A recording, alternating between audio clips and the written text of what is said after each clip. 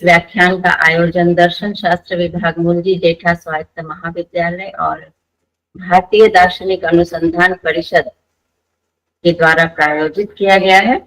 मैं आज के इस कार्यक्रम में आप सभी का स्वागत करती हूँ। मैं स्वागत करती हूँ आज के कार्यक्रम के अध्यक्ष professor doctor RC Sinha sir, former chairman भारतीय दार्शनिक अनुसंधान परिषद सर, आपका बहुत बहुत स्वागत और अभिनंदन है।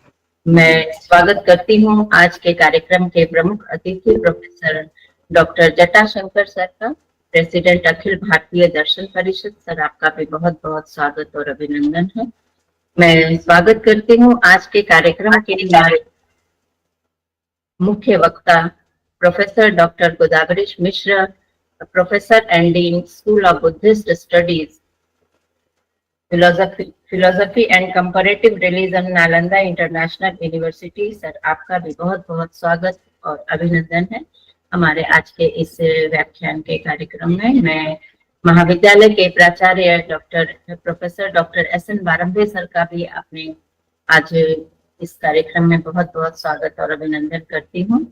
मैं इस आभासी पटल पर उपस्थित हमारे सभी गुरुजन जिन्हें मैं देख पा रही हूँ, जिन्हें नहीं भी देख पा रही हूँ, जैसे पूनम मैडम हो गई, राजकुमारी सिन्हा मैडम हो गई, रंजना शर्मा मैडम हो गई, और भी बहुत सारे जो हैं हम जिसको नहीं देख पा रहे हैं इस आभासीय पटल पे, लेकिन वो उपस्थित हैं, और तो उन सभी का बहुत बहुत स्वागत और अभिनंदन है। हमारे समक्ष भौतिक रूप से उपस्थित और इस आभासीय पटल पर उपस्थित हमारे सभी प्राध्यापक, शोधार्थी, विद्यार्थी का आज के इस स्टडी सर्किल के इस विशेष व्याख्यान में मैं स्वागत करती हूँ। बहुत बहुत आप सभी का वंदन करती हूँ। मैं हर बार की तरह इस बार भी मैं केसी सोसाइटी के अध्यक्ष माननीय नंद कुमार बेंडाले और महाविद्यालय के प्राचार्य के प्रति अपनी डॉक्टर एस.एन. बारंबे सर के प्रति अपनी कृतज्ञता और आभार व्यक्त करती हूँ, जिनके सहयोग से और प्रेरणा से यह स्टडी सर्किल लेक्चर सीरीज आज संपन्न होने जा रहा है। मैं विशेष रूप से भारतीय दार्शनिक अनुसंधान परिषद के प्रति भी अपने महाविद्यालय की ओर से अपनी कृतज्ञता व्यक्त करती हूँ, आभार व्यक्त करती हूँ, जिसके बहुमूल्य योगदान से हम इस लेक्चर सीरीज का आयोजन करते आ रहे हैं। आज स्टडी सर्किल लेक्चर सीरीज के अंतर्गत 12th यानी 12वां व्याख्यान का आयोजन हम कर रहे हैं, जिसका विषय है शंकराचार्य एक्सपोजिशन ऑफ ब्रह्मसूत्र समन्वय अधिकरण। ब्रह्मसूत्र अर्थात ब्रह्म का ज्ञान। ब्रह्मसूत्र, जिसे वेदांत सूत्र, उत्तर मीमांसा सूत्र, शारीरिक सूत्र, भिक्षु सूत्र, सूत्र प्रस्थान एवं न्याय प्रस्थान आदि के नाम से जाना जाता है, वह वास्तव में परम सत्य को समझने के लिए एक प्रमुख प्रक्रिया है। मुख्यतः भारतीय वैदिक शास्त्रों में परम सत्य की प्राप्ति के लिए 3 प्रक्रियाओं को माना गया है: श्रुति प्रस्थान, स्मृति प्रस्थान और सूत्र प्रस्थान। तो श्रुति प्रस्थान में हम रहस्य उद्घाटन का सिद्धांत है, जिसमें वेदों को, वाणियों को श्रुति कहा जाता है और उपनिषद वेदों का एक अभिन्न अंग माना गया है। इसीलिए सभी उपनिषदों को श्रुति प्रस्थान कहा गया। स्मृति प्रस्थान, स्मृति द्वारा संरक्षित वैदिक परंपरा का सिद्धांत। रामायण, महाभारत जैसे ऐतिहासिक घटनाओं को ऋषियों ने जब अपनी स्मृति में धारण किया, तत्पश्चात उन्हें लिपिबद्ध किया। इसीलिए इन इतिहासों को स्मृति कहा जाता है और भगवत गीता इसी स्मृति का एक अंग माना गया है, और इसलिए हम इसे स्मृति प्रस्थान बोलते हैं। और अंत में सूत्र प्रस्थान, जो तार्किक और विश्लेषणात्मक सिद्धांत है। इन्हीं सूत्र अर्थात तर्कों से मनुष्य अपने अंतर में स्थित उस परम सत्य को जानने की चेष्टा करता है। परम सत्य क्या है, इसको जानने की चेष्टा करता है। इसीलिए संयुक्त रूप से धर्मशास्त्र इन 3 सिद्धांतों को प्रस्थान त्रयी के नाम से जाना जाता है। हम जानते हैं प्रस्थान त्रयी के नाम से। तो वेदांत दर्शन महर्षि व्यास द्वारा रचित माना जाता है, जिसमें ब्रह्मसूत्र अन्यतम रचना माना गया है। परंतु कुछ मान्यताओं के अनुसार बादरायण को ब्रह्मसूत्र के रचयिता के रूप में हम जानते हैं, जो महर्षि व्यास से विपरीत ईसा पूर्व सदी के एक अन्यतम ऋषि थे। ब्रह्मसूत्र का प्रत्येक सूत्र उतना ही रहस्यपूर्ण है जितना स्वयं ब्रह्म। ब्रह्म एक ऐसी अवधारणा है जिसका भारतीय दर्शन में सर्वाधिक उपयोग किया जाता है। ब्रह्म ही परम सत्य है, जिसे महान ऋषियों ने वर्षों की कठोर तपस्या से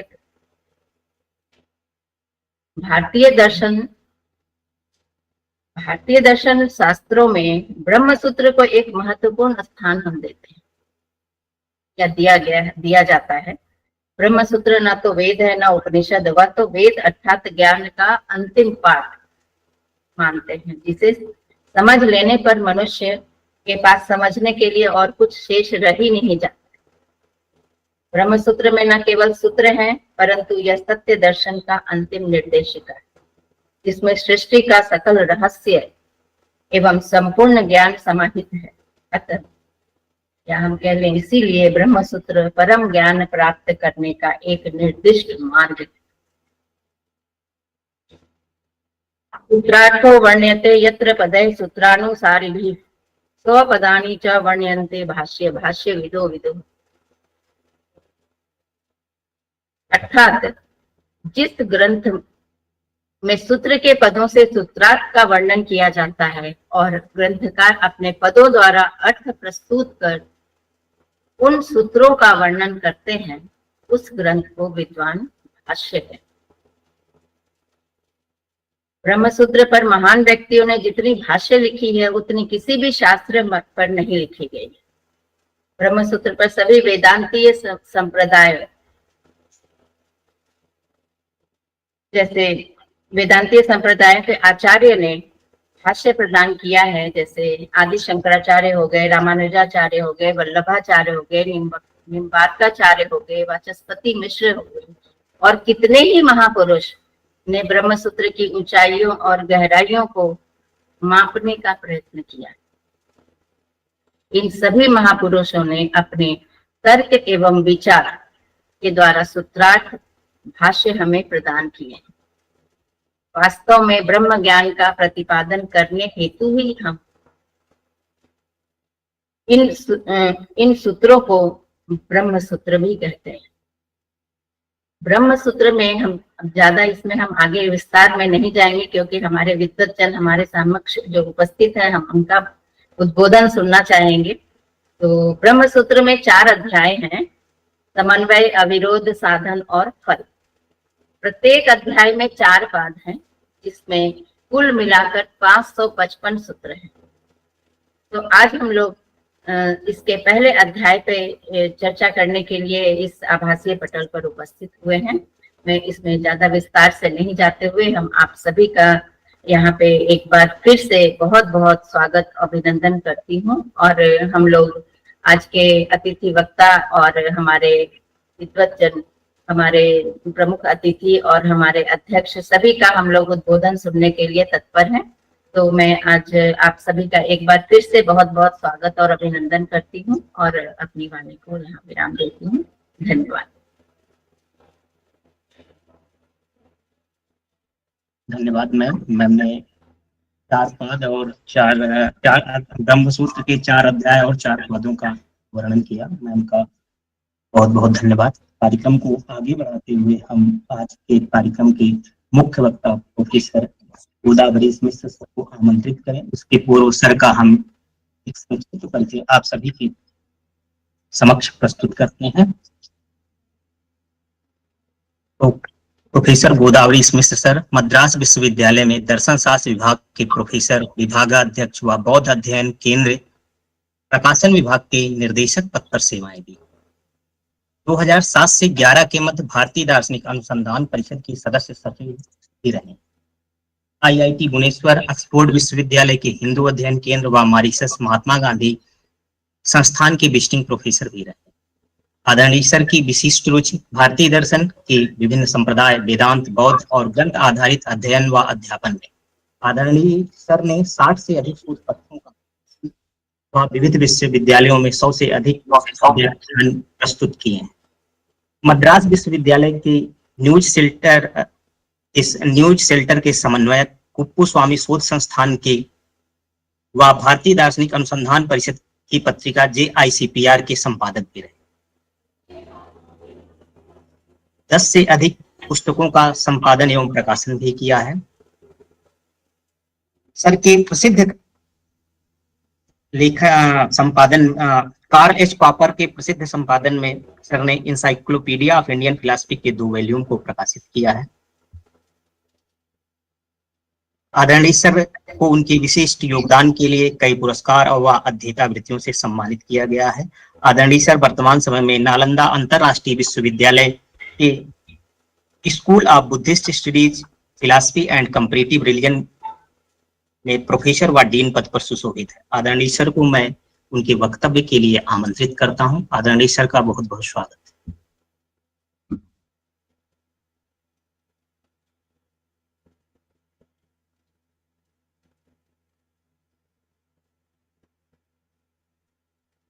मोस्ट वेलकम सर। नमस्ते। नमस्ते। सो आदरणीय प्रोफेसर सिन्हा जी। जी नमस्ते। नमस्ते। हमारे परम मित्र प्रोफेसर जटाशंकर जी, तो विद्वान, एक वैदेश लाइक वेस्टर्न फिलोसफी का, पाश्चात्य दर्शन के और एक प्राच्य दर्शन के मूर्धन्य विद्वान हमारे पास हमारे साथ जुड़े हुए हैं। उनको मैं पहले प्रणाम करता हूँ। प्रणाम। रजनी जी को, पूनम जी को और जितने सारे लोग आज हमारे साथ मिले हुए हैं, ये सभी को मैं सादर प्रणाम करते हुए अंग्रेजी और हिंदी मिला के भी बोलूंगा और 45 मिनट्स तक, 45 मिनट तक बोलूंगा। और ये तो first of all I must thank Rajni ji for choosing such a topic, such a difficult topic for this lecture, and that is on Brahmsutra that took both Adhikarana. I like पहले मैं ये बताना चाहता हूँ कि प्रोफेसर सिन्हा है भारतीय दर्शन और पाश्चात्य दर्शन, इसमें स्पेशलाइज करने के लिए भारतीय दर्शन में करने में जितनी कठिन होता है उतनी कठिन नहीं होता है पाश्चात्य दर्शन में करने का। पहला बात बता देता। हाँ जी बिल्कुल सही। ये बहुत बहुत कष्टसाध्य विषय है, ये पढ़ना पड़ता है, समझना पड़ता है, बहुत गंभीर है। ये बोलता नहीं कि वो पाश्चात्य फिलोसफी दर्शन बहुत आसान से समझ सकते हैं, इसे नहीं है। फिर ये पढ़ने और समझने के लिए बहुत प्रयास करना पड़ता है, प्रयत्न करना पड़ता है, नहीं। पहले मैं शंकर को तो प्रणाम करके शुरू करेंगे। सदाशिव समारंभाम शंकराचार्य मध्यमाम अस्मदाचार्य पर्यंताम वंदे गुरु परंपरा। ईश्वरो गुरुरात्मेति मूर्ति भेद विभागिने व्योमव्याप्त देहाय दक्षिणामूर्तये नमः।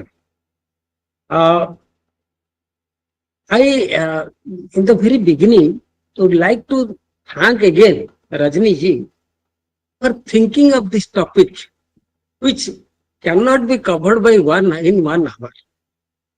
But I will try to give you the outline and of the Sutra and the Bhasya, as well as Vartika, as on the Naiskarma Siddhi, all that is associated with this Sutra in next 45 minutes, as I have told you. As you know, Shankara, बहुत सारे बात हमारे रजनी जी ने बोल दिया कि प्रस्थान त्रय क्या है। जो प्रस्थान त्रय जो नहीं बेसिक टेक्स्ट है वेदांत पढ़ने के लिए, ये नहीं है कि एक पढ़ के वेदांत समझ नहीं सकते हैं। फिर तीनों पढ़ने से जो हमारा जो ज्ञान है वो थोड़ा प्रकृष्ट हो जाता है अच्छा, इट बिकम्स प्रोफाउंड। ये बात आज जो मैं बोलूंगा समन्वय अधिकरण के ऊपर बारे में, ये शंकर ने जैसे बताया है इसके ऐसे ही बताऊंगा। रामानुज और माधव ने तो भिन्न भिन्न मत दिया है, उसके बारे में मैं आज नहीं बताऊंगा। फिर शंकर जी ने अपने ब्रह्मसूत्र में, अपने भाष्य में जैसे किया है ऐसे थोड़ा बता दूंगा। पहले मैं अध्यास भाष्य से शुरू करूंगा। अध्यास भाष्य में शंकराचार्य ने जो अंतिम पंक्ति लिखा है, जटाशंकर जी तो ये सब जानते हैं, मुखस्थ है उनके। जब हम मिलते हैं ये बात करते हैं कि मैं एक शब्द बोल देता हूँ और वो ऐसे बोलते हैं, मैं अति ठहरिए बोलने तक, ऐसे जानते हैं। बहुत सारे लोग हैं, विद्वान है, आजकल भी लोगों को इसे पढ़ना चाहिए। रजनी जी ने ये शुरू किया और मैं समझता हूँ कि लोगों को ये लाइक उत्साहित होंगे भारतीय दर्शन को अच्छे से पढ़ने के लिए। अंतिम पंक्ति में आचार्य ने बोला कि अस्य अनर्थ हेतु हो प्रहाणाय आत्मैकत्व विद्या प्रतिपत्तये सर्वे वेदांताः आरभ्यन्ते यथा च अयम् अर्थः सर्वेषां वेदान्तानां तथा वयम् अस्यां शारीरक मीमांसायां प्रदर्शयिष्यामः, ऐसे बोला। ये मैं बोलता हूँ कि जो ब्रह्मसूत्र का अन्य नाम है शारीरक मीमांसा, शारीरक मीमांसा सूत्र। ये जो शारीरक मीमांसा सूत्र रजनी जी ने बता दिया कि ये जो है कि नहीं 555 555 सूत्र जो है, और सूत्र क्या है, भाष्य क्या है, इसको मैं सोचता हूँ कि आपको I presuppose certain knowledge in you, because since Rajani ji has started to have a discourse on the fourth sutra, I think some earlier knowledge must be there in the audience about the three other sutras as well as the Adhyasa Bhashya of Brahmsutra, Bhashya Sariraka Sutra Mimamsa, that is written by Shankara. And there are three adhikaranas, preceding this adhikarana, and all through these adhikaranas, Vyasa has pointed out that Brahman has to be inquired into for the sake of knowledge and liberation by a competent student. And he established the Brahman by giving Brahma Lakshanam and Brahma Pramanam, दोनों दिया। So Brahma Lakshanam जो बोला कि नहीं, जन्माद्यस्य अथा तो ब्रह्म जिज्ञासा, उसके बाद जन्माद्यस्य यतः, जहां पर उन्होंने जगत का कारण क्या है उसके बारे में समझाया। So Brahman is defined as the cause of the universe. And what is the cause of the universe? It is the cause like abhinna nimitta upadana karanam Brahma. It is both the intelligent and material cause of the world. And so, and this pramanam has been indicated as shastram through the sutra, third sutra, shastra yonitvat. Brahman is knowable through the Vedanta Shastra Pramanam, indicating that it is not accessible to any other Pramana. Pramanantara वेद्यत्वम नास्ति, और दूसरे प्रमाण से ये ज्ञान हो नहीं सकता। Friends, I wanted to tell in the beginning the very purpose of Shankaracharya in writing such elaborate bhashya, such beautiful bhashya, which Vachaspati Mishra says prasanna, very deep, at the same time very simple. Language is deep and meaning is, language is simple, the meaning is deep. And what he does, he says the two things. One is that the Brahman can be understood only by Vedanta Pramana, that is, the Upanishads are Pramana, and through Upanishad only Brahman can be understood, number one. Number two, mainly, even the other schools are there and they have their views, but Sankhya, which is nearer to Vedanta, the Sankhya view that the Prakriti is the cause of the world, cannot stand to reason. Two objectives Shankaracharya has. One, the Upanishad is the source of jnana, liberation, and what all others say, the first among them, Pradhana Malla, is Sankhya, and their view is not acceptable. So this is so Vedanta. So Brahman is knowable only through Vedanta Shastra, and Paurusheya Pramana Agamyam, Apaurusheya Pramana Matra Gamyam Brahma Jnana. Apaurusheya Pramana Gamyam, this is Apaurusheya. I have spoken in many other forums how it is Apaurusheya, with the old views, the Shastric views, and the views of the modern scholars. What Apaurusheya exactly means, इसके बारे में बहुत जगह पर बहुत बात बताया इसमें. So up to this we have seen in the these three sutras. With this background, we will go to the fourth sutra, which happens to be the fourth Adhikarana. And the fourth Adhikarana is Samavaya Adhikarana. Samavaya Adhikarana. And this is the fourth sutra, and the fourth Adhikarana means topic. And this Adhikarana has got only one sutra, because there are Adhikaranas having more than one sutra. So this is one sutra, and this is called as Samavaya Adhikarana. Based on the sutra Tattu Samavaya, this is named as Samavaya Adhikarana. समन्वय अधिकरण जो नाम आया इस सूत्र को लेकर ही आया. एक बात बताना चाहता हूं, तो पहला अधिकरण जो है कि नहीं जिज्ञासा अधिकरण, द्वितीय अधिकरण जो है कि नहीं जन्माद्यधिकरणम, थर्ड जो है कि नहीं शास्त्र योनि अधिकरणम, एंड चौथा जो है कि नहीं समन्वय अधिकरण.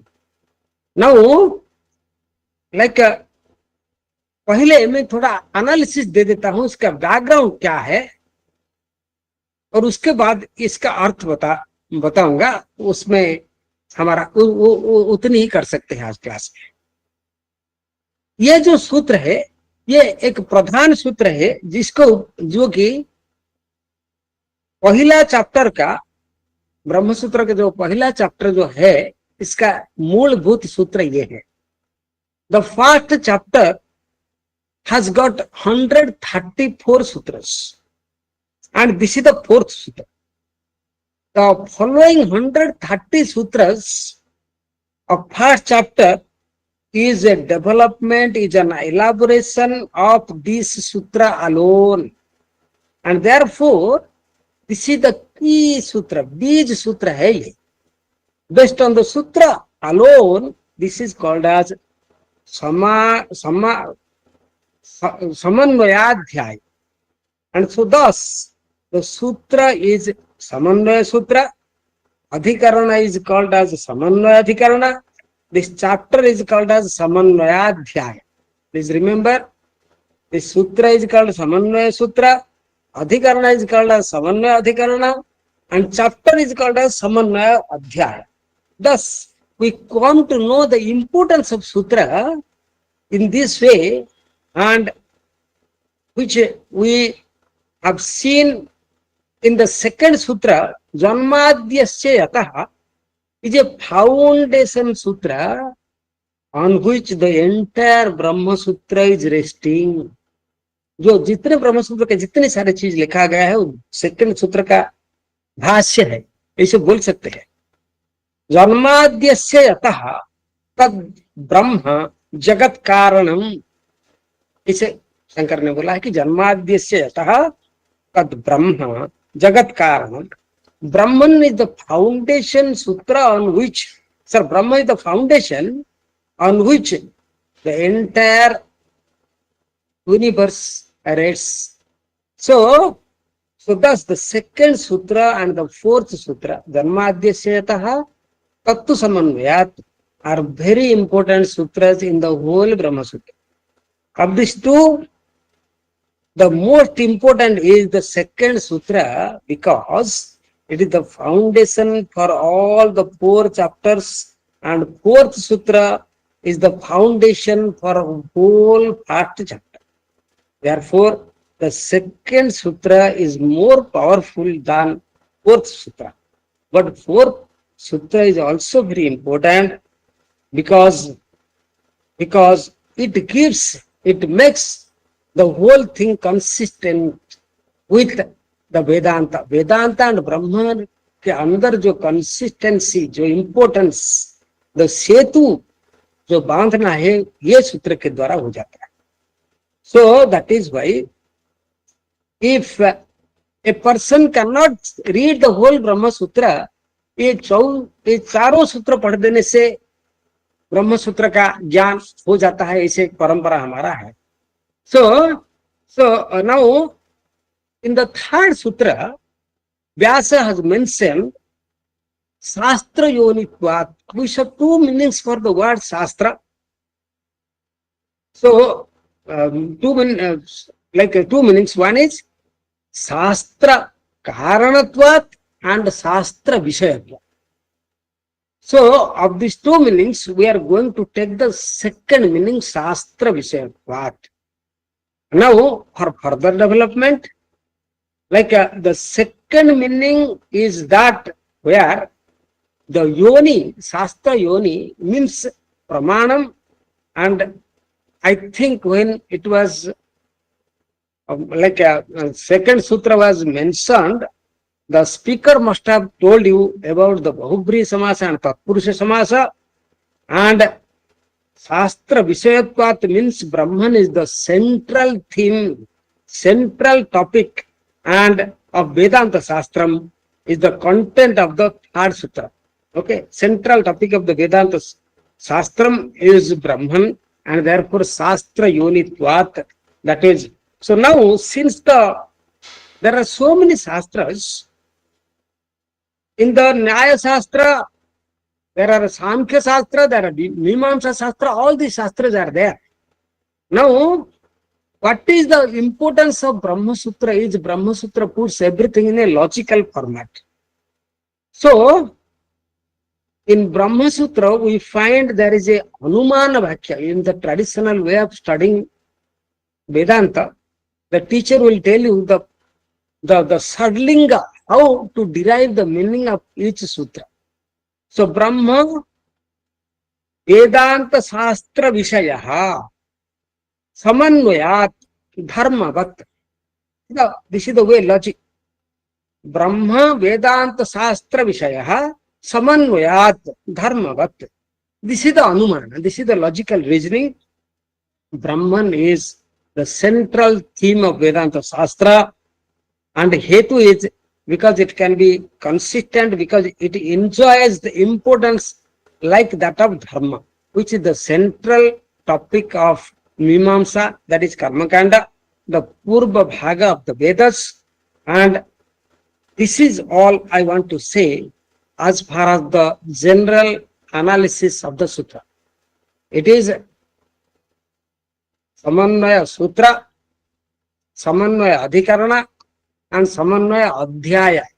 And the whole 130 sutras that are going to follow in the first chapter, 134 sutras, are nothing but an explication of this sutra. Now I go to speak about the meaning of the each word that is there in the sutra. The sutra consists of 3 words, Tat, Tu and Samanvayat. The first word is Tat. Tat means that. It is a pronoun which always stands for a noun. सर्वनाम है, इसलिए इसे कोई विशेष्य का represent करता है. So what is that noun? Whatever noun has been discussed in the previous 3 sutras that noun we have to bring in here, and we find that Brahman has been discussed in all the previous three sutras. In the first sutra, Brahman was discussed as an object of inquiry, athato Brahma Jigyasa. So, thus it was Vicharyam Brahma, which is an object of analysis, explication, discussion, elaboration, everything. So, which was discussed in the first sutra, and in the second sutra, we discussed Brahman. What is the type of Brahman that we discussed in the second sutra? Jagat Karanam Brahma. And in the third sutra, we discussed the Brahman, the Shastra Karta and Shastrasyapi Karanam. Veda Kartru, and therefore only Sarvagyam Sarva Sakshi Brahma. So we have got 5 adjectives of Brahma. And what are those 5 adjectives?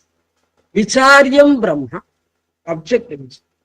Vicharyam Brahma, the Brahman, the chief object, important object of analysis.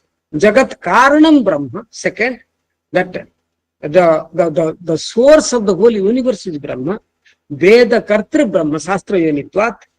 The Veda Kartru Brahma, Sarvajnam Brahma, omniscient Brahma, Sarva Sakti Brahma, that is omnipotent Brahma, is a Shastra Vishaya, Shastra Yonitvat. So this is the central theme of the Shastra. That we have to supply. It is not there in the Sutra, that Tattva Samanvayat. So that, what is that? We have to supply from the previous Sutra, and this particular supplying of the things from the previous Sutra to present Sutra to make meaning in Shastra tradition is called as Anuvritti. So Anuvritti. Suppose Anuvritti means like they use this is a method, Vedantic method. Anuvritti means you take something from the previous Sutra and add here to make it meaningful, because as you know, Sutras are Alpaksharam, less number of sentences, letters, Alpaksharam, Asandigdham, Saravat, Viswatomukham, Akhyobhyam, Anabhadyam cha, Sastram, Sutram, Sutra Vidovitav. Since they consist of few words, in order to make those words meaningful, we do Anuvritti, bring something from the earlier sutras. So suppose I say Rama went to the temple, Krishna also went. Krishna bhi gaye. Krishna bhi ka matlab hai Krishna bhi mandir ko gaye. So they say. So what happens? And in the entire sutra literature, all the authors use this method of Anuvritti, and this is Athato Brahma Jigyasa. So in second sutra also, you have to bring that Brahma. Third sutra also, you have to, so Jagat Karanam Brahma, and this is Anuvritti. Shastra Yonitvat Brahma na Anumana Gamyam. And so Tattva Samanvayat, so the word is Saman, so the second word is, so this is the Tat. So Tat means Brahma, Shastra Yoni Brahma, to Samanvayat. This is the meaning of the Sutra. So that Brahman is the central theme of the Shastras, and with this we have seen the meaning of the word Tat. Tat means that Brahma, Shastra Yoni Rupam Brahma. So the next word is Tu, which we shall see a little later for the sake of clarity. Okay. Then the third word is Samanvayat, because Brahman enjoys Samanvayat's consistency, importance, harmony, Samanvaya. So now the next question is, how do you prove that Brahman enjoys importance? It can be proved by 6 methods, factors, clues, and therefore Vyasa has an important task of using 6 lingas to provide meaning for all the sutras. Okay, so now that means it requires a lot of logical reasoning to understand that how this Samavaya takes place. Now, what are these 6 lingas? I'll take a few minutes, few minutes to tell you what are these 6 lingas and how the understanding of the Vedantic passages come about. Those who have studied Vedanta, they know about these things. Upakrama upasamhara, abhyasa apurvata phalam, arthavado papatti cha lingam tatparya nirnaye. Ultimately, what is going to happen is to understand the import of the sutras and how it happens. The first linga, first method is what to speak in the beginning, that also should be spoken at the end. Upakrama, beginning, upasamhara, conclusion, introduction and conclusion must synchronize. Okay. The second is abhyasa. There must be repetition. The third is apurvata. There must be something new which must come in the topical Adhikarana discussion. The fourth is there must be a benefit of that is phalam. The fifth one is there must be some like stuti, arthavada as to the glorification of the object that is discussed. And the sixth is reason, logic. Time permits, I will show you all these things and how actually Shankaracharya goes to do all these 6 things in bringing about the meaning of the sutra in the fourth, like Samavaya Adhikarana. So the first thing I will just give it 2 minutes I will take to show you how it has been done in our tradition. You know, ultimately what happens is the whole understanding goes to culminate in Tattvamasi, and this comes in a very profound way in Chandogya Upanishad. That is Tattvamasi Shweta Ketu. Okay, it starts with Sadeva Saumya Idamagrasit Ekameva Dvitiyam. Okay, so and the last one is Aitadatmavidam Sarvam Tat Satyam Sa Atma Tattvamasi Shweta Ketu. This is the thing Shankara talks about this in the sutra. So this is the first thing. So first it starts with Chandogya Upanishad that Ekameva Dvitiyam Sadeva Saumya Idamagra Asit. Last, that is Sa Atma Tattvamasi Shweta Ketu. Beginning and end, there is a congruity, there is a relationship. It is not that you start with something and end with something else. That is required when you work out a sutra, and that is the first one, Upakrama Upasamhara. I think I have made my point clear.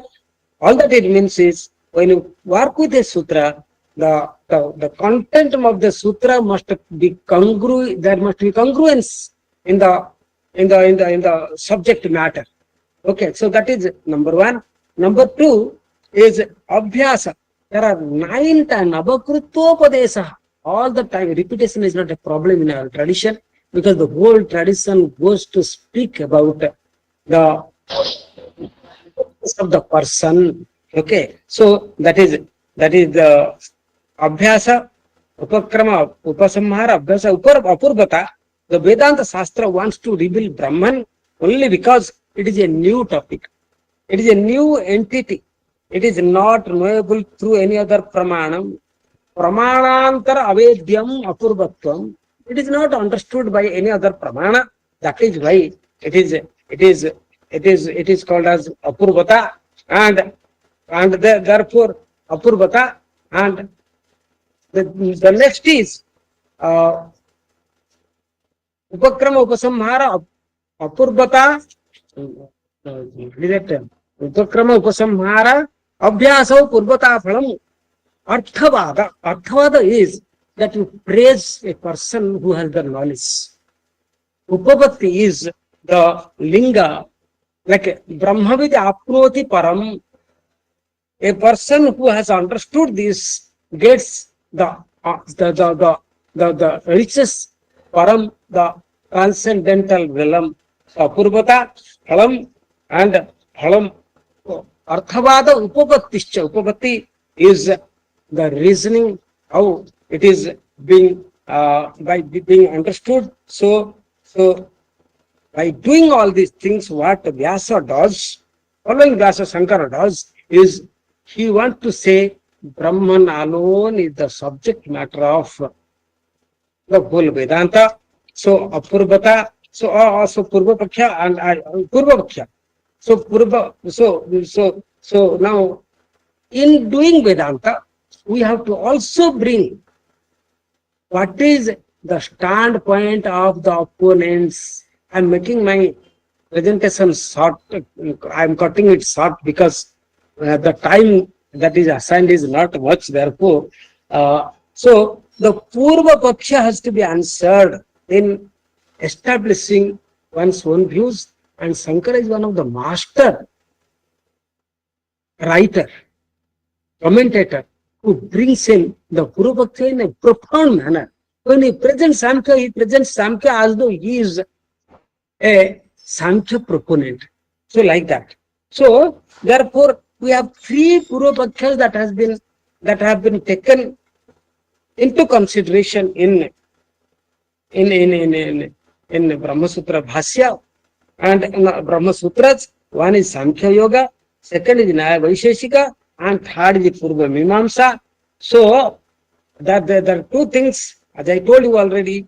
What Shankara is doing, what Vyasa is doing is establishing Vedanta by bringing Upanishad through Brahma Sutras. He is trying to Brahma Samavaya, and the second is Samkhya Yoga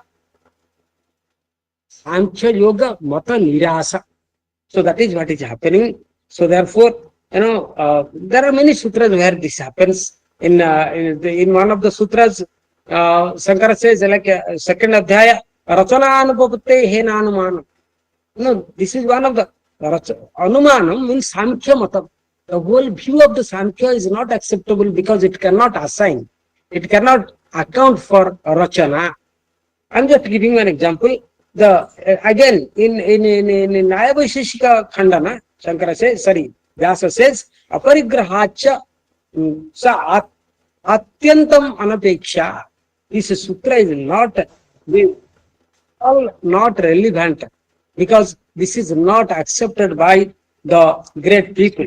So but the main view that is taken care, that is being spoken here, these the three things, three views. One is Samkhya Yoga Purva Paksha, another is Nyaya Vaisheshika Purva Paksha, another is Mimamsaka Purva Paksha. What I will do is, as it has happened in this sutra, as it has happened in Samavaya, Pradarsitam, this is what Shankara says. Shankara says, see, usually what happens, what is, like how can you say that the Shastra Pramanakatvam Brahmana? I have called Anuvritti Tvaya. So, Tattu Samanvayat. So, Brahmana. So, Tat Brahma tu Samanvayat. Brahman can be established because this is the congruent with, consistent with, harmonious with, important factor of all the Vedantas. So that is the thing. How can now Shankara brings the Purva Paksha? What is the Purva Paksha? Amnayasya Kriyarthatva. This is a very famous statement in Jaimini Sutra. In Jaimini Sutra it is spoken that Amnaya, the whole Vedas are Kriyartha. They speak about Kriya. And if there is no Kriya, there is no understanding of the language. So language, the whole Veda can be understood when it is associated with Kriya. So, three. One is Jaimini, Savara, Kumarila, Prabhakara. Kumarila and Prabhakara, they have difference of opinion. That also is reflected in the sutra. I will not go to that. So he says that there are two things. If it is Kriya, then understood. If it is not Kriya, it is not understood. That is the view of the Jaimini. So from this, we assert that there are two types of statements. One is Siddhabodhaka Vakya, and Siddhabodhaka Vakyas are Aprayojana. So if it is not anarthakyam atadarthanam siddhabodhaka vakkyanam, those which speak of statement of acts, I translate it in that way, they are useless, they are not necessary. So siddhabodhaka vakya are aprayojana, whereas kriyabodhaka vakya are useful. So, so, the whole thing, the sukha prapti and dukkha nivritti can come only from action, not from understanding the statement of facts. Therefore, karya bodhaka vakyas are saprayojana and siddha bodhaka vakyas are aprayojana. So, so, so, so, so what happens? Shankara writes, all the people ask for doing something. That itself indirectly, what should I do? Whether I will go for meditation, do japam, or go to a sadhu, or all the action only is the thing that is being spoken of in all the shastras. So, kriyadeva prayojanam jnanat na prayojanam. So, siddhabodhaka vakya and karya bodhaka vakya, this is the two things Shankara brings in the beginning, and this is the second point. The first point is there is no prayojana. The second point is that the people get their ends fulfilled only when there is karya. And third is the Veda. So this is another very important point which is not accepted by other schools. They accept that these two are not our views. They come from the Vedas, and if you do Vedas in any other way, it is not accepted. So we have so far discussed 3 points. That is Veda Vakyani. The statements of the Vedas are of two types: Kriyartha Bodhaka Vakya and Siddhartha Bodhaka Vakya, and among them the Kriyartha Bodhaka Vakyas are useful, pragmatic, wish fulfilling, and Siddhartha Bodhaka Vakyas are not so. And another thing, since the Siddhartha Bodhaka Vakyas are not wish fulfilling, they are not pramanas. Aprayojanatvat apramanani. They are not. Karya bodhaka vakyas saprayojanatvat pramanani. This is the thing.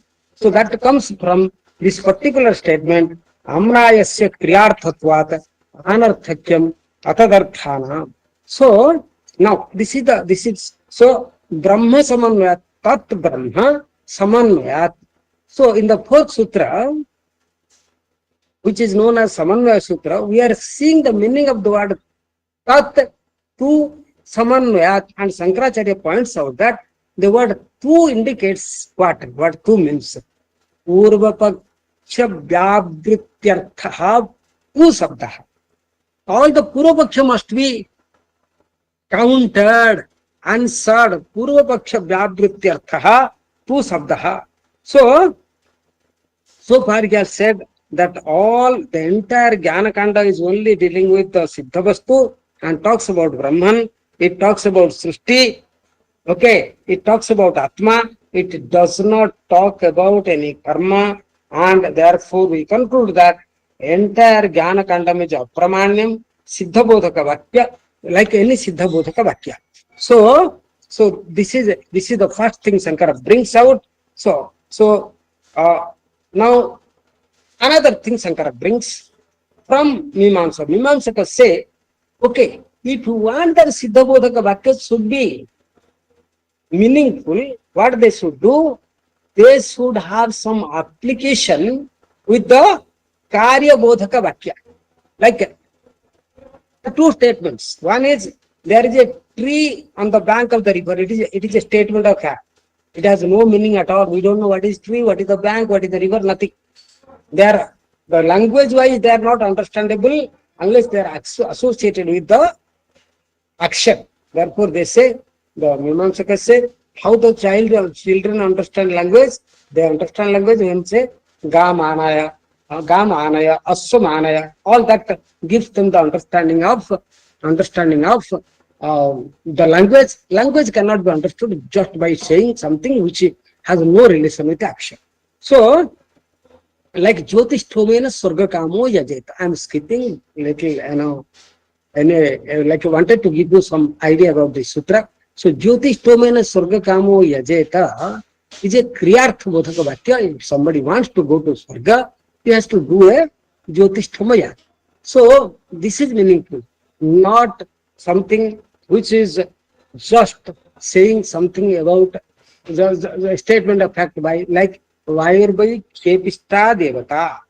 Okay, the Vayu Devata is one of the great swift Devata. It like he does everything very quickly and it has no meaning because it has no action involved in this.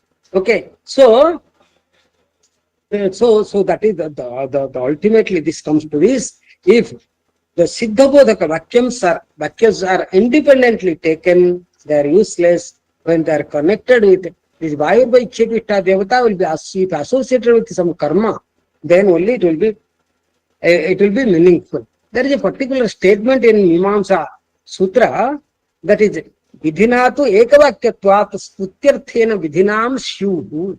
Like when Ekavakyata comes, when they are associated, I think some of you might be knowing all these things. Ekavakyata means association of one sentence with another sentence. When they are associated only, they become meaningful. So only by associating with Karya Bodhaka Vakyas, the Siddha Bodhaka Vakyas become meaningful. That means it should be associated with some karma.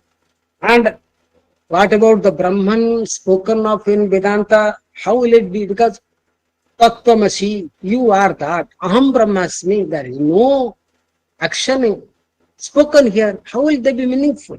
So for that, Purva Mimamsaka say there is no such thing as Brahman. I am talking about Purva. So there is no such Brahma at all. It is a Brahma. It is an illusion. These people have talked about Brahma, Vedantins. They don't understand Vedas at all. So according to Purva Mimamsa, Brahma Nasti. There is nothing called Brahma. So now the Upanishad very clearly say, and this is also accepted by the Upanishads. Mimamsaka's quote, Jatashankarji. It says that Adreshyam, Agrahyam, you yourself say that it cannot be known. Why should we say? So there is nothing called Brahman. Adreshyam, you cannot see. Agrahyam, it cannot be. That neither in sense, no way that you can understand this. Jan manasa na manute. All these things are there. Therefore, there is no question of talking about Brahman at all. At least, can I use Brahman as a means of some other end? He says that there is no such things. The Upanishad says Brahman is abhyavaharyam. So it is not available for any transaction, no karma, no vyavahara, no, it cannot be seen by sense organs and mind. Where is the question of, so there is no thing. So wherever Atma is talked about in the Vedanta, you should take it as an encouraging statement, that is glorifying Yajamana. This is the Mimamsaka's position. I am talking about the Mimamsa position, and glorifying Yajamana of the ritual. So Atmabodhaka Vakyams are just a glorification of the individual. So that is the thing that they say. Therefore, he says that Brahmabodhaka Vakyam should be connected with Upasana, or making meaning out of. So Aham Brahmasmi iti Upasanam Kartavyaha. This is a Upasana state. According, this is the whole sutra. So Aham Brahmasmi is a Upasana. So Tattvamasi is like a statement of understanding. There is nothing. So one thing that has to be understood is that all Siddha Bodhaka Vakyas can lead to knowledge alone, and this knowledge is useless. Okay, so the one last concession that can be given, the Siddhabodhaka Vakyas are statements of facts and the Karyabodhaka Vakyas are statement of action. Now Siddhabodhaka Vakyams give knowledge alone, and knowledge is of no use. Karma alone can produce the first part of Guru Vakya of this Adhikarana. So deals with this, that karma alone can bring an end to the problems, not jnana. So this is the standpoint of others also, but Mimamsaka talks it. So this is what it is. So yatra ajnanat dukkham va karyam va bhavati, tatra jnanat prayojanam bhavati. So wherever there is problem caused by ignorance, in that case mere knowledge alone can solve the problem. So in the case of say for Gangotri, I don't get the benefit because the problem is not because of Gangotri. The problem is not because of ignorance. Gangotri is really away from me, therefore action is required. In the case of a disease, the problem is not caused by ignorance, and therefore we require to go to a doctor. But when there are problems caused by sheer ignorance, now Shankara brings back the Uttarapaksha, like suppose caused by sheer ignorance, knowledge alone can help. This problem has been taken up in different ways later on. He says, even the Kriyarthabodhaka, in the Siddharthabodhaka Vakyas are meaningful. For example, suppose somebody says, Putraste jataha, a child is born to you. You are 1,000 kilometers away and a telegram comes like those days that the child is born to you. It is a statement of fact. But does it involve action or not? It does involve action, because you should go and do Jata karma.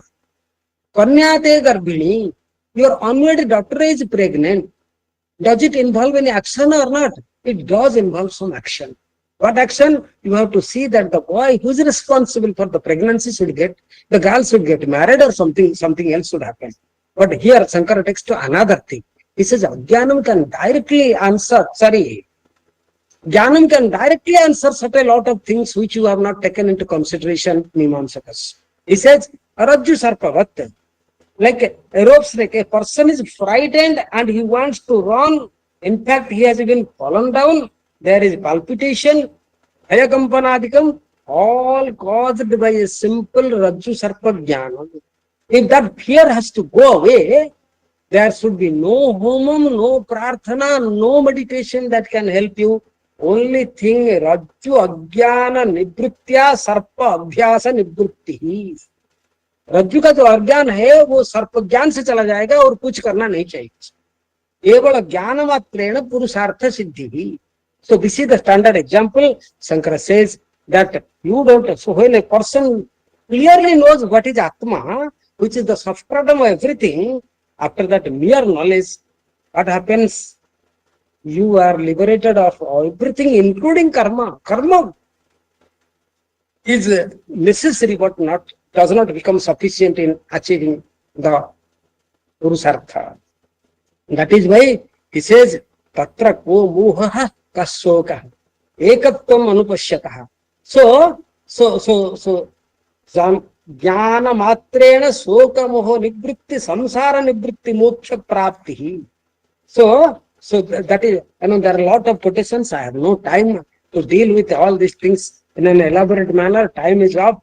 And therefore, also everywhere they say, thus Shruti, Smriti, Itihasa, Purana, all these things come here in this. So so Vedanta is Siddha Odhaka Vakyam, and it produces knowledge, and that by mere knowledge we get Purusartha, and therefore Vedanta Vakyas are Pramanas. So that is what Shankara's standpoint. And now how does it become Pramana?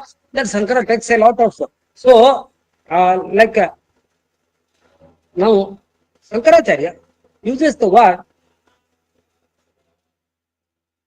Bhuta Vastu Paraha वेद भागः नास्ति इति वचनं साहस मात्रम्. Okay, भूतवस्तु, भूतवस्तु means सिद्ध वस्तु. अतः भूतवस्तु परः वेद भागः नास्ति. That Upanishad is only an arthavada and it has no meaning at all. It cannot be understood without this. That is sahasa param, sahasa matram, Shankara. So applying the sadlingas, upakrama, upasamhara. So now the comes like now Shankara says sadhya sadhana. Now the problem is one more problem. I'll speak and end. Now the second argument he gives is Brahman is not there because it is neither useful as an end nor it is useful as a means. Because Vedanta says Brahman is not. See, there is sadhya sadhana, that is what we want in the world. Samsara is this. In the life we want sadhya, sadhyatraya, sadhanatraya, all these things are required. And Brahman is spoken of neither sadhya nor sadhana. Sadhya sadhana vilakshanam Brahma. If you say like that, Brahman is neither a sadhya sadhana. What it means is Brahman is neither a goal nor a means. Brahman is something different from your goal and your means. What it is exactly? It is different. It is the sadhaka itself. It is the essential form of sadhaka. If you say Brahman nasti, what it means? Sadhaka nasti. If you say sadhaka nasti, it means that you are not there. So that is the thing Shankara is trying to bring. And so therefore, what is the two means? Tattu saman. This two word. What is that?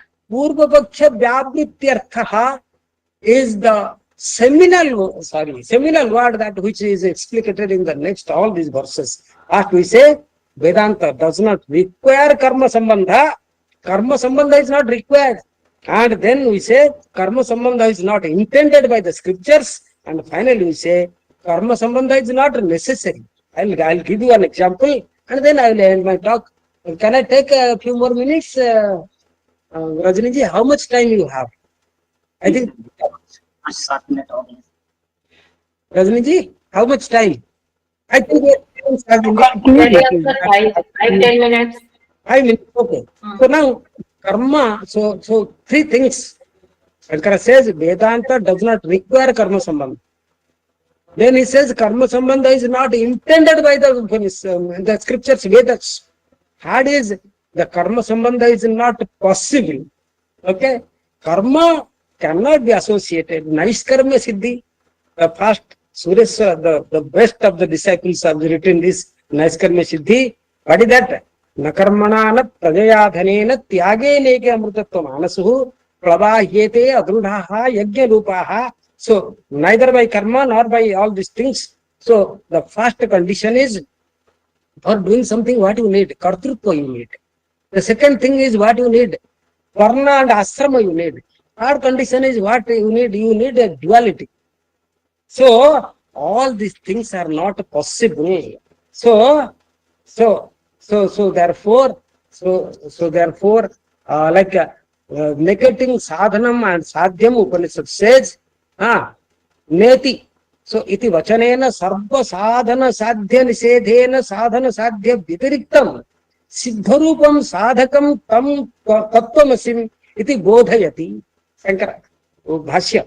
So the final contention was if Brahman is the very Atma, it should be self-evident, Swam Prakasa, and if Brahman is self-evident as the very Atma, why should Vedanta come and reveal, which is already evident to me? This is another question comes in this, very interesting.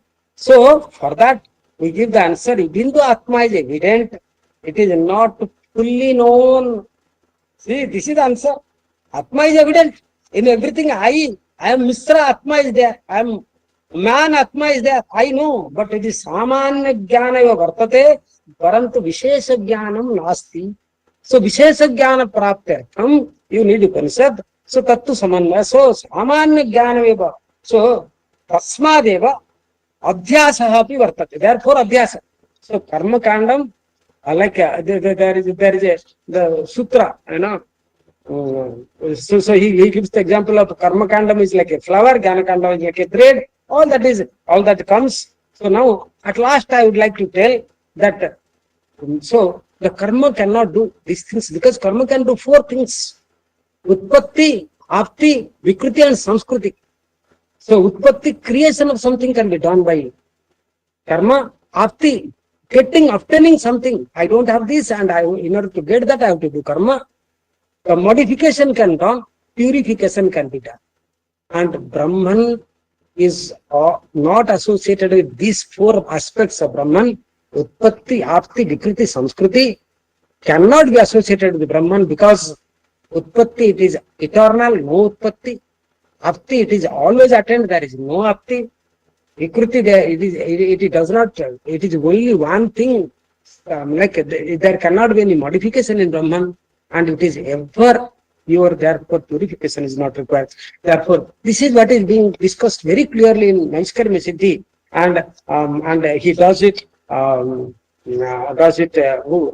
Siddhikara Sureshwara does it very nicely, taking the clue from the fourth sutra of, so what is this Brahma? Asariri. So that is what, so that is the one more thing that happens here, Professor Jatashankar, is Vrittikara Mata Khandana. This is very interesting. Okay, karma is not giving you the knowledge. Karma is not possible. Let Jnana Karma both go together.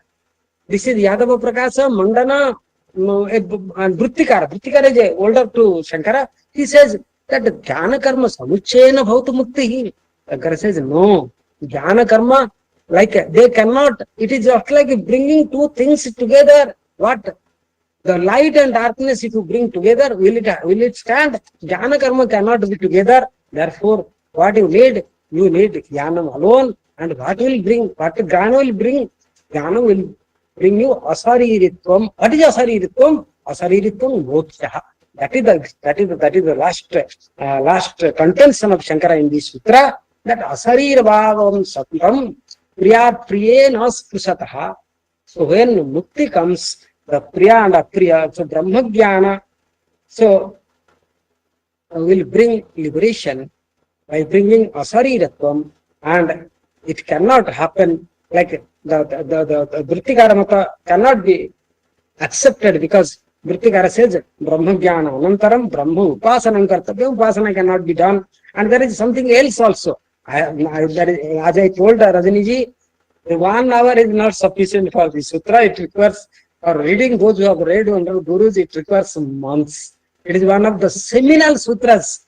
Once you know this, so moksha is freedom from sarira sambandha, and naturally what is samsara? Shasharirata hi samsaraha. Sarira sambandha is samsara, and asarirata hi moksha.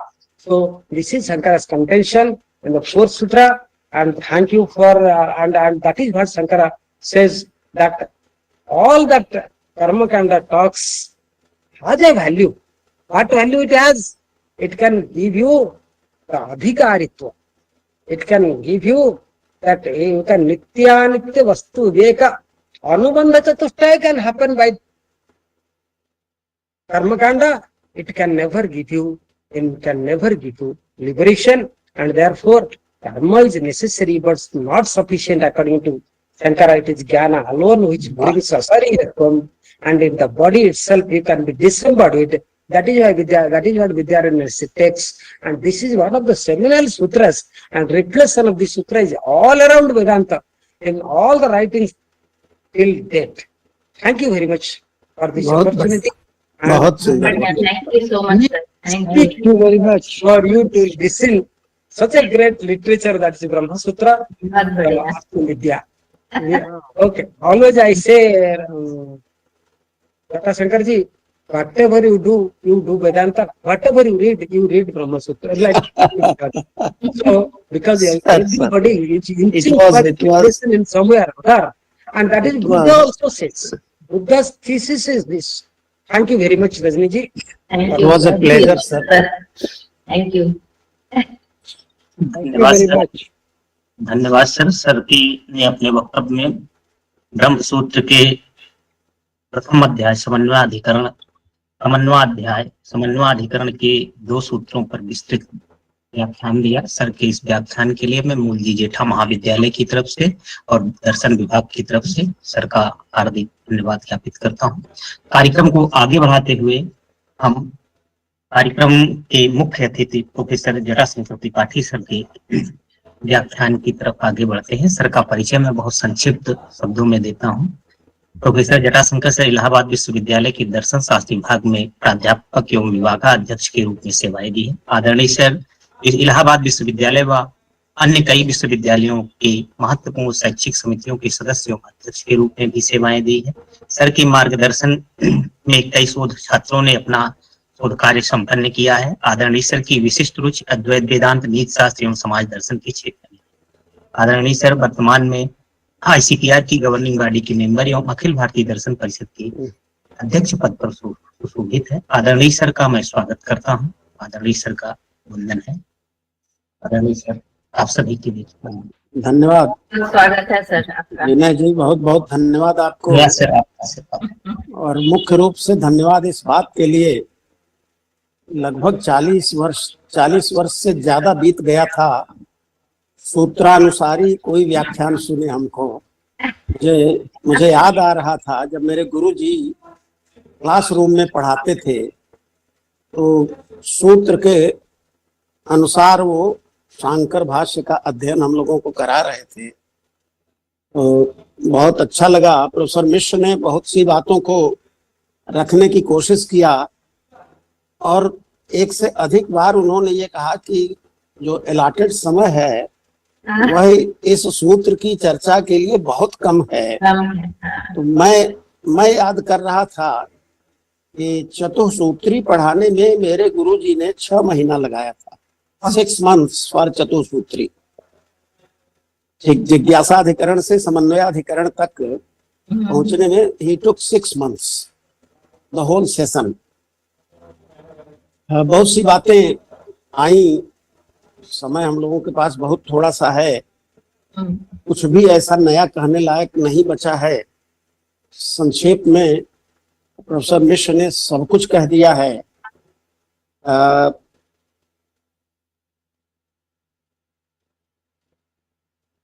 जब वो पूर्व पक्ष की चर्चा कर रहे थे उन तमाम पूर्व पक्षों में यहाँ ले आकर ये सिद्धार्थ बोधक है और इसलिए यह निरर्थक है, इस तरह की बात मीमांसकों ने जब किया तो ये नित्य सिद्ध है उपनिषद का वाक्य, इसलिए निरर्थक है यह जब कहा गया तो शंकराचार्य ने उसका बहुत सुंदर जवाब वहां दिया है। लेकिन समय के विस्तार के कारण मिश्रा जी उस बिंदु का उल्लेख नहीं कर सके।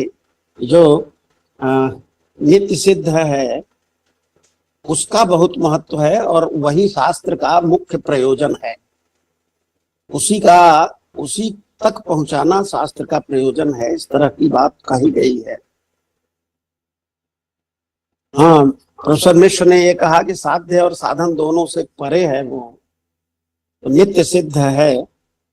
इस पर फिर एक ऑब्जेक्शन आया पूर्व पक्ष कि जो नित्य सिद्ध की चर्चा उसे सिद्ध करने का प्रयास करना तो पिष्ट पेषण है, जो पहले से पिसा हुआ है उसको फिर से पीसना।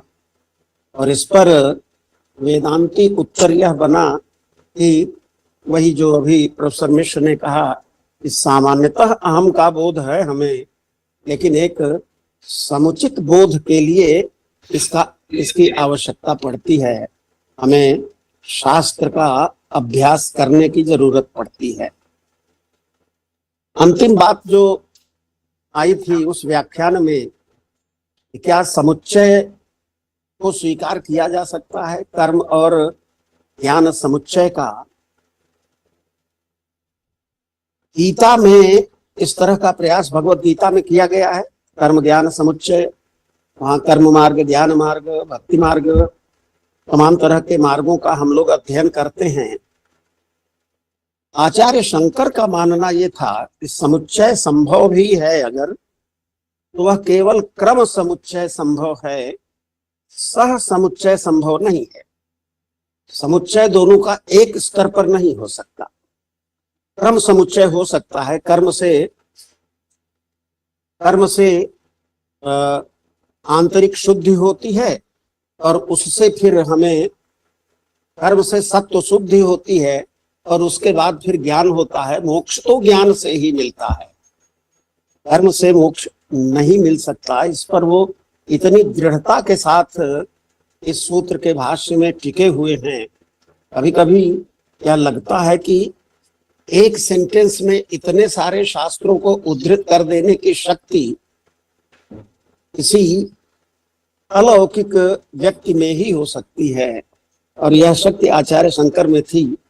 और प्रोफेसर गोदावरी मिश्र जी ने भी अपने व्याख्यान में अनेक शास्त्रों को साथ रख करके इस सूत्र को समझने और समझाने का प्रयास किया है।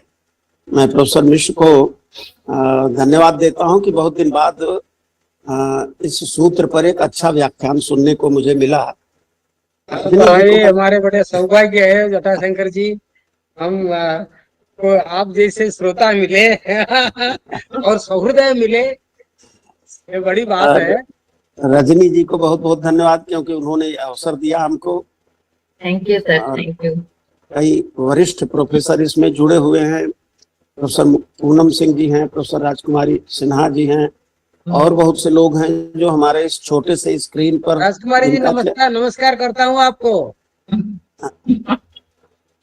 तो और प्रोफेसर आरसी सिन्हा जिनको अध्यक्षता करनी है, हम और वो एक ही कक्ष में बैठ करके इस कार्यक्रम को अटेंड कर रहे हैं, तो इसलिए मैं उनको भी प्रणाम करते हुए अपनी वाणी को विराम देता हूँ। धन्यवाद। धन्यवाद, धन्यवाद सर। और पूनम सिंह मैडम कुछ अपना मनोगत देना चाहेंगी मैडम? माइक ऑफ है मैम आपका। सभी विद्वज्जनों को मेरा सादर प्रणाम। और आज ये समझिए कि इलाहाबाद का कुंभ है, जिसमें इतने बड़े बड़े विद्वान जुट गए हैं। मैं तो बहुत शून्य हूँ इसमें, लेकिन फिर भी मौका मिला। रजनी जी को बहुत धन्यवाद। गोदावरी जी का तो, गोदावरी सर का तो सुनना अपने आप में एक सभा को पार्टिसिपेट करना है, पूरी सभा को ही देखना है। शंकराचार्य के बारे में मैं क्या कहूँ, मैंने भी पढ़ा अपने समय में काफी, लेकिन हमेशा लगता रहा कि ये तो ऊपर से गुजर जाता है, सारा कुछ तो गड़बड़ हो जाता है। लेकिन आपने इतने क्लियरली, इतने अच्छे तरीके से आज आपने यह बतलाया इन सूत्रों को, ये बहुत अच्छा लगा सर। मैं तो इतने कम समय में केवल धन्यवाद ज्ञापन कर सकती हूँ आपका। आपको बहुत बहुत धन्यवाद, और रजनी जी को धन्यवाद और शुभकामना कि इसी तरह आप तो ये 12वां आखिर आपने किया, और ये 12वां जो अंतिम है शायद आपका, ये लेक्चर आखिरी है, आज आखिरी है। और इतने सुंदर तरीके से कहते हैं कि अंत भला तो सब भला। हाँ। आज आपने बहुत सुंदर तरीके से अंत किया, बहुत सुंदर विषय चुना आपने, और उस पर जटाशंकर सर और गोदावरी मिश्रा सर जैसे विद्वज्जनों को आपने आमंत्रित किया, उनके विचार सुनने को मिले। बहुत धन्यवाद सर। मैम का और आदरणीय सर का धन्यवाद मैडम, बहुत धन्यवाद। हमें भी अपने समय में सर एक वाकया याद आ रहा है। जब हम लोग फिलॉसफी शंकराचार्य की पढ़ रहे, उस समय हमारे गुरु जी ने 3 महीना हम लोगों को चतुर्सूत्री पढ़ाया था सर। और 3 महीना चतुर्सूत्री पढ़ाने के बाद सबने हमें 1 माह में बाकी पूरा कोर्स पढ़ाया था, और बोला कि चतुर्सूत्री जिसने पढ़ लिया उसने शंकराचार्य को पढ़ लिया। उसी आशीर्वाद के साथ हम लोग आज भी श्रद्धा के साथ आचार्य शंकर की ब्रह्मसूत्र का अध्ययन करते हैं। आदरणीय सर को एक बार फिर से बहुत बहुत धन्यवाद। कार्यक्रम को आगे बढ़ाते हुए हम अध्यक्ष राजकुमारी सिन्हा मैडम होंगी तो उनका भी मनोगत ले लो एक बार। जी है क्या? ठीक करता हूँ। आज आखिरी है तो हम सोच रहे सबका थोड़ा सा ले लें व्यू, ओवर व्यू। मैम दिख नहीं रही हैं। अच्छा ठीक है। अभी और तो कोई मैं है नहीं सीनियर में।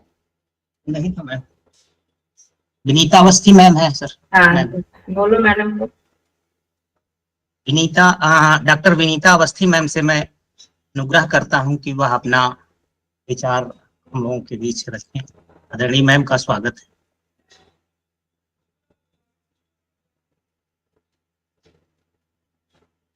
नहीं हाँ जी, विनीता जी।